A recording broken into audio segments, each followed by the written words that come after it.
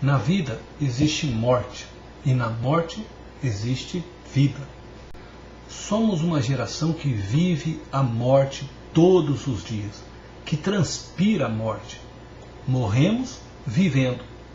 Basta olharmos para os noticiários do nosso dia a dia e vemos a morte reinando sobre a humanidade, através da corrupção, da mentira, da idolatria, da violência, da homossexualidade, da prostituição. Basta olharmos para nós e vemos a morte se tornando mais real a cada dia sobre nosso corpo. O tempo nos mostra que nossa força se vai e não conseguimos fugir da morte. A cada dia que vivemos, mais perto da morte estamos. A cada ano que viramos, mais velhos ficamos.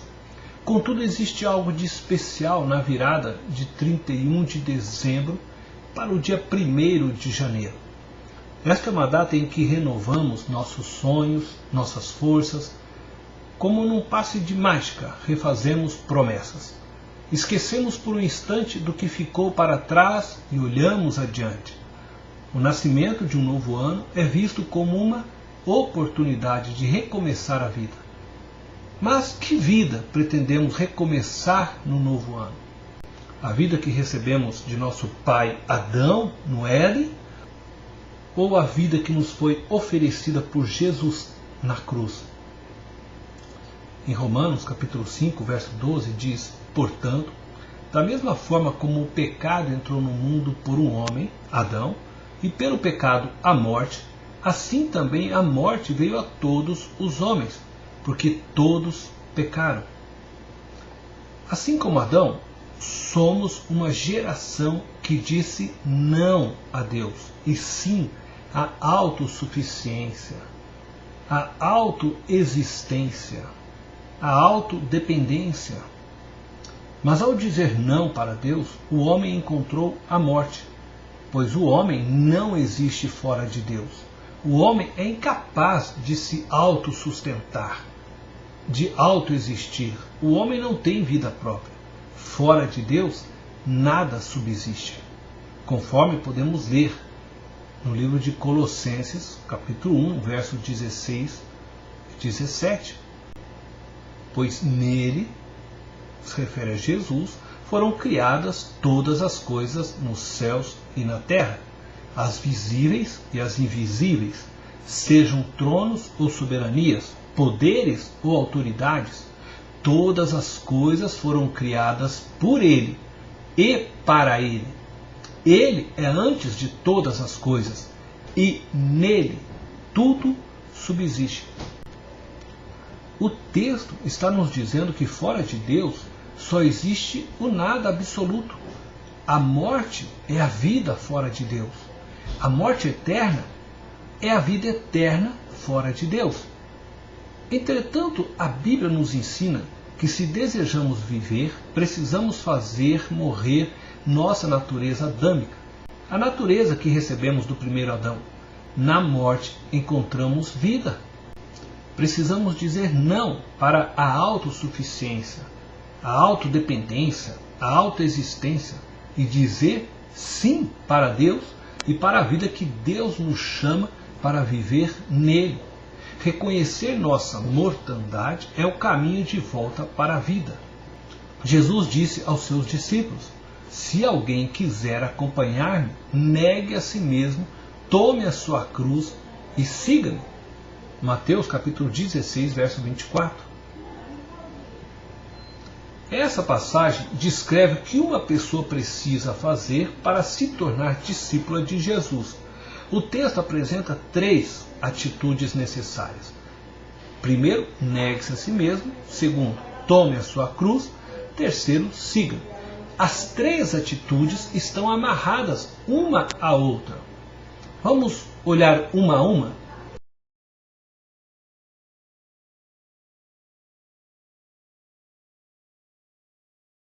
Negue-se a si mesmo. Fala de renúncia. Acredito que por trás dessas palavras existem 2 pensamentos. Um que é muito divulgado, a necessidade de abrirmos mão de nossos sonhos pelos sonhos de Deus, abrirmos mão do controle de nossas vidas para que Deus seja nosso Senhor absoluto e único, é uma renúncia de nossos desejos para vivermos o propósito de Deus em nossa individualidade. Contudo, acredito que existe outro pensamento por trás dessas palavras de Jesus. O Evangelho do Reino nos chama a viver uma vida em comunidade. Para que possamos viver dessa forma, precisamos renunciar a nós mesmos. Precisamos pensar mais no outro do que em nós. Precisamos nos ver a partir do outro. Precisamos nos ver não mais como indivíduos, mas pessoas existentes no outro. Negar a si mesmo é amar o próximo como Jesus amou. É encontrar satisfação na satisfação do outro. Jesus nos ensinou a orar ao Pai Nosso, a pedir pelo pão nosso e a pedir perdão pelos nossos pecados. Em Cristo somos chamados a sermos um, como Ele é, com o Pai e com o Espírito Santo. E isso só é possível se negarmos a nós mesmos e todos sonharmos os sonhos do Pai. Quando escolhemos morrer para viver, isto é, quando abrimos mão de nós em prol do outro, perceberemos que os outros se unirão a nós pela vida. E vivemos a vida que Deus tem nos prometido.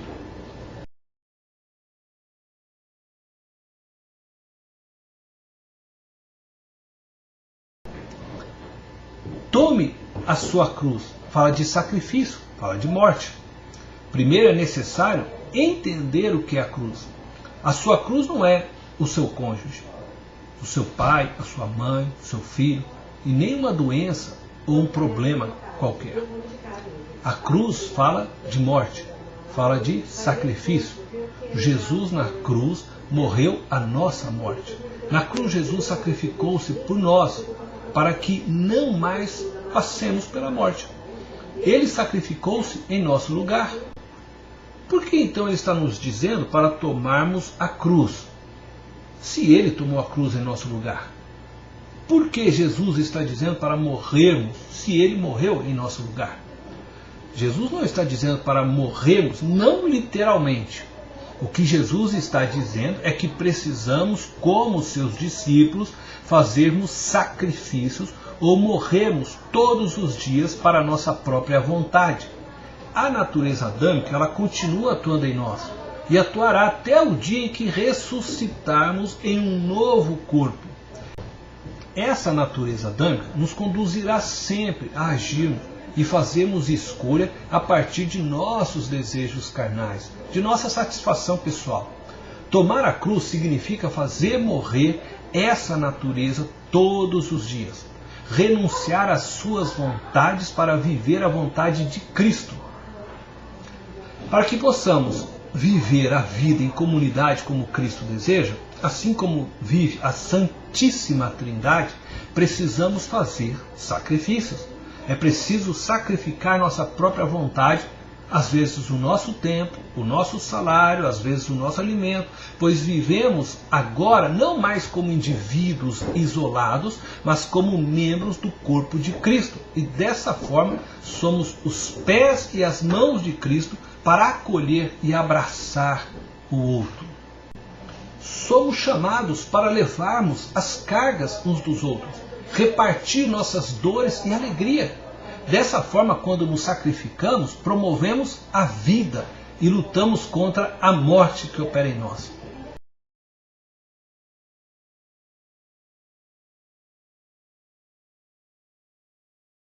Siga-me. Isso se refere a uma nova vida. Jesus faz um convite maravilhoso a nós. Siga-me. Seguir é viver como Jesus viveu. É viver submisso aos princípios e valores do reino de Deus. É optar pela vontade do Pai sempre. É dizer sim para Deus. Existem duas verdades que você precisa entender sobre o siga-me de Jesus. Primeiro, siga-me é um convite a confiar plenamente em Jesus, a passar com Ele pela cruz, num ato de fé, pois é morrendo com Ele que ressuscitaremos com Ele. Quando Adão disse não para Deus, levou toda a humanidade que estava nele para fora de Deus, para a morte. Somente o Deus encarnado, se tornando um novo Adão, poderia morrer a nossa morte, para dessa forma nos transportar de volta para Deus. Seguir a Jesus é revogar o não que o primeiro Adão disse e dizer sim novamente para Deus através de Jesus. Falando dessa forma, parece que seguir a Jesus é pouco atrativo. Aliás, parece até difícil demais. É viver renunciando-se em prol do outro, é viver morrendo para que a vida de Cristo se espalhe através de você. Mas na segunda verdade deste convite, eu percebo o valor que Deus dá a mim e a você. Isto torna este convite extremamente belo, sem igual, cheio de propósito e de significância. Não apenas sou convidado a viver com Cristo, a viver uma relação de filiação com Deus Criador, mas sou convidado a participar da conspiração pela vida. Existe um movimento de solidariedade orquestrado por Deus, orquestrado antes do princípio, antes de Gênesis 1. Uma conspiração elaborada em Gênesis -1. Eu e você somos convidados a participar desse plano, que visa pôr fim à morte e a despertarmos outros para escolherem a vida conosco.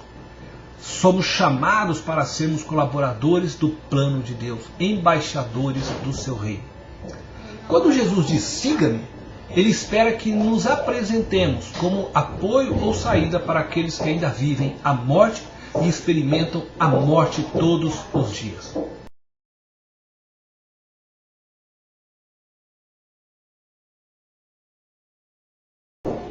Gostaria de desafiá-los a fazerem uma lista de compromisso para o novo ano. Que nesta lista você possa escrever: me comprometo. Primeiro, a negar-me mais e viver mais em prol do outro. Por exemplo, ao invés de comprar uma roupa muito cara, compre uma boa roupa para você e mais uma roupa para alguém que necessite. Satisfaça-se na alegria do outro. Segundo, a sacrificar coisas pessoais para o bem comum. Por exemplo, abrir mão de algumas horas de videogame, Facebook, WhatsApp para ficar com a família. A sacrificar um lanche para investir em missões, em um projeto de sua igreja. Terceiro, a ser um colaborador ativo na pregação do Evangelho de Cristo, falando e vivendo a mensagem de amor. Por exemplo, ser uma referência da presença de Deus no seu trabalho, na sua escola. Em quarto, eu quero falar a você que ainda não disse sim para Deus. Aceite o chamado de Jesus. Não existe vida fora de Deus, somente morte.